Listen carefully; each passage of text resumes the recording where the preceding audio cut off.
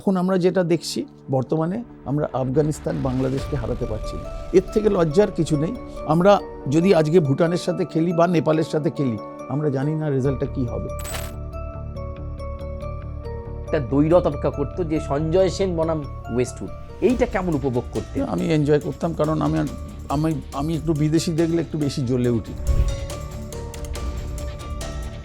এই যে যখন সমর্থকরা আমার মুখোশ পরে, আমি যখন সাসপেন্ড ছিলাম, মুখোশ পরে তারা বারাসাত স্টেডিয়াম ভরে দিয়েছিল, আমি তো কখনো এক্সপেক্টই করি না, বা আমি সেই ওয়ার্থই না যে আমি কি সেই যোগ্য যে আমার মুখোশ পরে লোকে যাবে।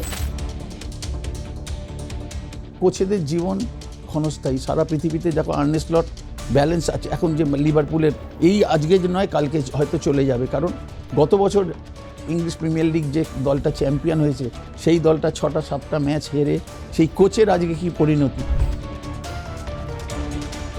মাঝের এই যে সময়টা সঞ্জয় সেনের কাছে বাংলা দল ছাড়া আর কোনো ক্লাব কেন অ্যাপ্রোচে গেল না?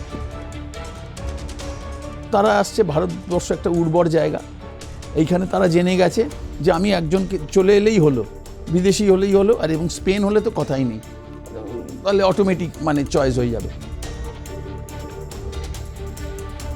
এটাও কিন্তু একটা ভারতীয় ফুটবলের যে পতন বা খারাপ পচন, সেটাও কিন্তু একটা কারণ। কোনোদিন যদি কর্মকর্তারা বলেন যে সঞ্জয় দা আপনাকে ভারতীয় দলের দায়িত্ব নিতে হবে কোচ হিসাবে, প্রস্তুত?